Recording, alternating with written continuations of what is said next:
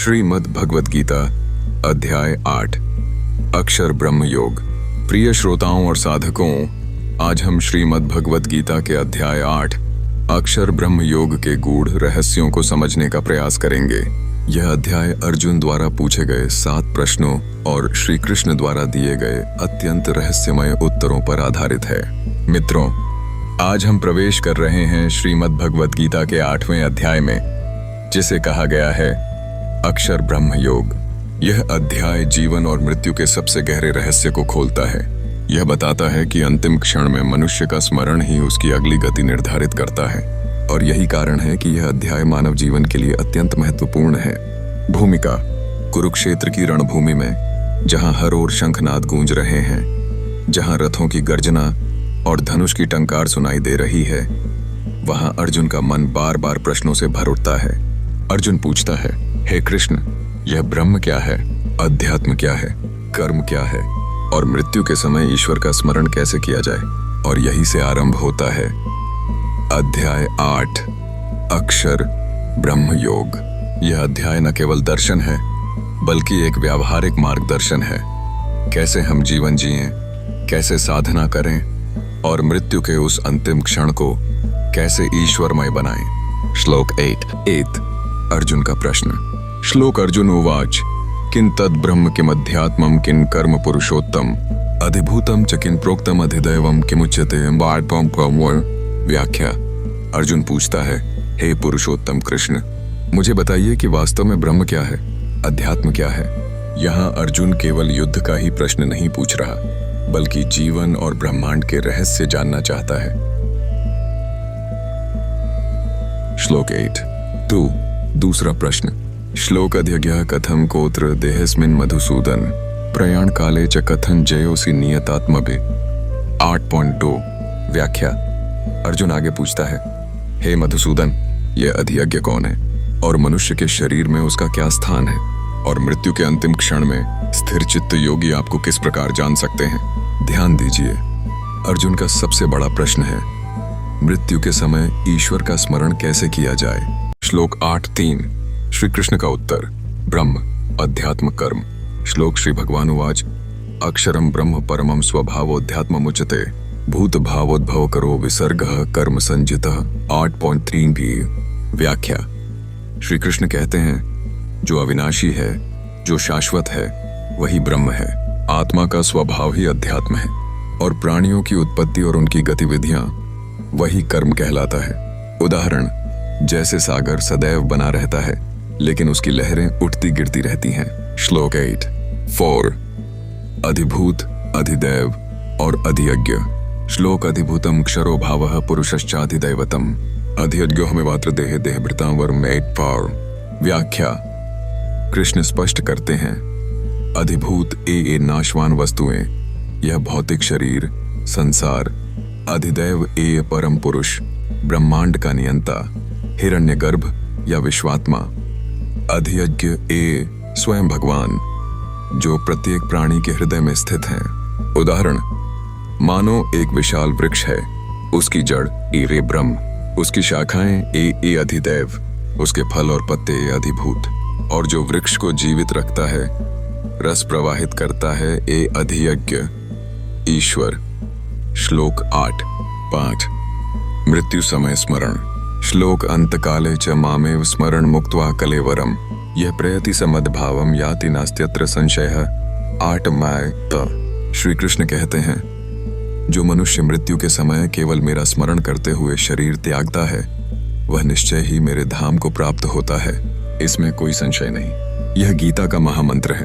अंतिम क्षण का स्मरण पूरे जीवन की साधना का सार है। उदाहरण: कथा 8 अजय और मृत्यु का समय मान लीजिए। एक व्यक्ति है अजय, पूरे जीवन वह धन, पद और परिवार में ही उलझा रहा। मृत्यु के समय उसके मन में चिंता थी, मेरे बच्चों का क्या होगा, मेरे धन का क्या होगा। इसलिए उसकी अगली गति भी उन्हीं चिंताओं के अनुसार हुई। कथा 2 भीष्म पितामह का स्मरण। महाभारत में भीष्म पितामह ने मृत्यु के समय अपने प्राण रोक लिए और भगवान श्री कृष्ण का ध्यान किया। यही कारण था कि उनका प्रस्थान उत्तरायण काल में हुआ और उन्हें मोक्ष की प्राप्ति हुई। जीवन से जुड़ी सीख। मित्रों, हम सोचते हैं कि मृत्यु तो बहुत दूर है, लेकिन गीता कहती है जो अंतिम क्षण में स्मरण होगा वही हमारी यात्रा की दिशा तय करेगा। इसलिए पूरे जीवन भर अभ्यास होना चाहिए, सदा ईश्वर का स्मरण। आज यदि हम बार बार नामस्मरण करें तो मृत्यु के समय वह सहज ही होगा, लेकिन यदि हम जीवन भर केवल धन, पद और अहंकार में लगे रहें तो अंतिम क्षण में भी वही याद आएगा। अब तक हमने देखा कि अर्जुन ने गहन प्रश्न किए, ब्रह्म क्या है, अध्यात्म क्या है, कर्म क्या है, और श्री कृष्ण ने स्पष्ट किया कि ब्रह्म ए अक्षर अविनाशी तत्व, अध्यात्म ए आत्मा का स्वभाव, कर्म ए उत्पत्ति और क्रिया, अधिभूत ए नाशवान जगत, अधिदैव ए परम पुरुष, अधियज्ञ ए स्वयं भगवान। और सबसे महत्वपूर्ण, मृत्यु के समय जो स्मरण होगा वही हमारी गति तय करेगा। अब अगले भाग में हम जानेंगे मृत्यु के समय मनुष्य की चेतना कैसी होनी चाहिए, कैसे साधना करनी चाहिए कि अंतिम क्षण में ईश्वर का ही ध्यान हो। भूमिका, अर्जुन के प्रश्न। कुरुक्षेत्र का युद्ध चल रहा है। अर्जुन अब तक कई अध्यायों में ज्ञान, भक्ति और कर्म की महिमा सुन चुका है, परंतु उसके मन में अभी भी गहरी जिज्ञासा है। वह श्री कृष्ण से पूछता है, हे भगवान, यह ब्रह्म क्या है, अध्यात्म क्या है, कर्म किसे कहते हैं, अधिभूत और अधिदैव क्या है, अधियज्ञ कौन है? मनुष्य अंत समय में आपको किस प्रकार स्मरण करके मुक्ति पा सकता है? यह 7 प्रश्न वास्तव में जीवन के सबसे गहन प्रश्न हैं। हर मनुष्य जानना चाहता है, मैं कौन हूँ, मृत्यु के बाद क्या होता है, परमात्मा को कैसे पाया जा सकता है?